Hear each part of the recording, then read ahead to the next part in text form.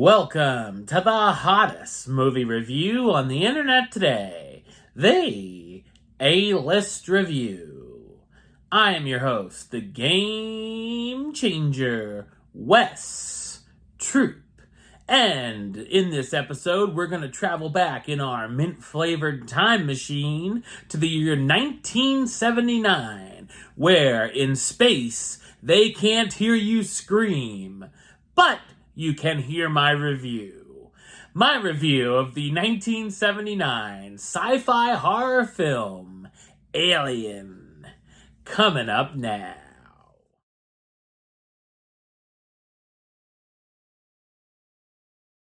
Set in the future, in the year 2122, the seven-person crew of the commercial space tug, the Nostromo, are on their return trip home to Earth and in stasis. After detecting a distress signal from an unknown party on a nearby moon, the ship's computer, Mother, awakens the crew out of their slumber, as their company policy is to investigate these transmissions.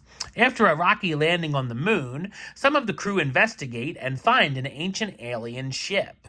When Kane, one of the crew members, discovers a cave of egg-like objects, a creature gets a little too close for comfort, and the crew decide to take him back aboard the Nostromo with the creature in tow. After a number of antics, the crew find themselves battling for their lives as an alien runs loose on the ship. So what did I think of Alien? I thought it's an excellent sci-fi thriller. The film is directed by Ridley Scott in his second feature film after The Duelists, and would go on to direct films such as Blade Runner, Thelma and Louise, Gladiator, Body of Lies, The Martian, and Prometheus and Alien Covenant, which act as prequels to Alien. Alien opened in limited release on May 25, 1979, and had its official wide release on June 22, 1979, where it was a financial success at the box office and mostly recommended by critics. It really does a terrific job blending both the sci-fi and horror genres, and many films since have tried to be inspired or completely rip off Alien, but none have really come close to accomplishing what this movie does. This is a film that really takes its time setting everything up, starting from seeing the opening shots of the ship, and seeing some of its different corridors, and seeing the crew slowly waking up. While some viewers may be screaming at the screen to get on with it, I thought the pacing of the film is brilliant and really builds up the tension for the second act.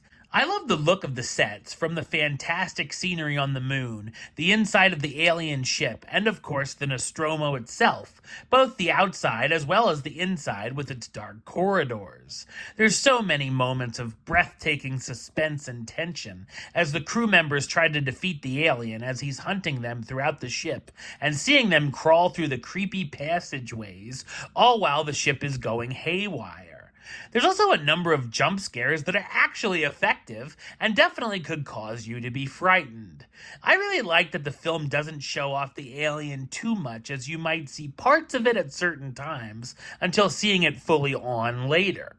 It's cool having the audience imagine it for a little while, imagining the unknown. The creature itself looks awesome and has a very distinct look to it. Some interesting components, as well as sexual overtones which have been discussed over the years. There can be some violent, gross out, and bloody moments with some big shocks, especially in that famous dinner scene.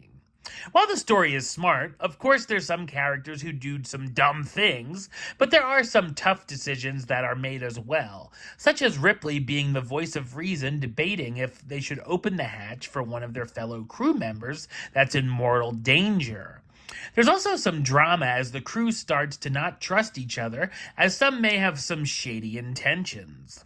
A big plus is that the characters felt real, likable, and relatable, and they have some great back and forths between them. I also love that the crew's cat, Jonesy, is running around the ship in all of this madness. The cast stars Sigourney Weaver as Ellen Ripley, the ship's warrant officer, Tom Skerritt as Dallas, the captain of the Nostromo, Veronica Cartwright as Lambert, the navigator of the ship, Harry Dean Stanton as Brett, the engineering technician, John Hurt as Kane, the executive officer who gets more than he bargains for. Ian Holm as Ash, the ship's science officer interested in studying the alien. And Yaphet Kotto as Parker, the Nostromo's chief engineer. Alien won an Academy Award for Best Visual Effects and was nominated for Best Production Design. In 2002, the film was inducted into the National Film Registry by the Library of Congress. Alien is a scary, exciting, and imaginative movie that is easily one of the best sci-fi horror films of all time.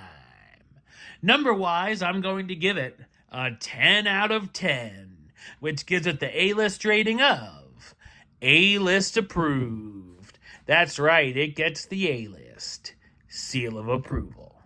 Alright, well that's the show. I'll be back with another review very soon. But until then, don't forget to like, comment, and subscribe right here on YouTube.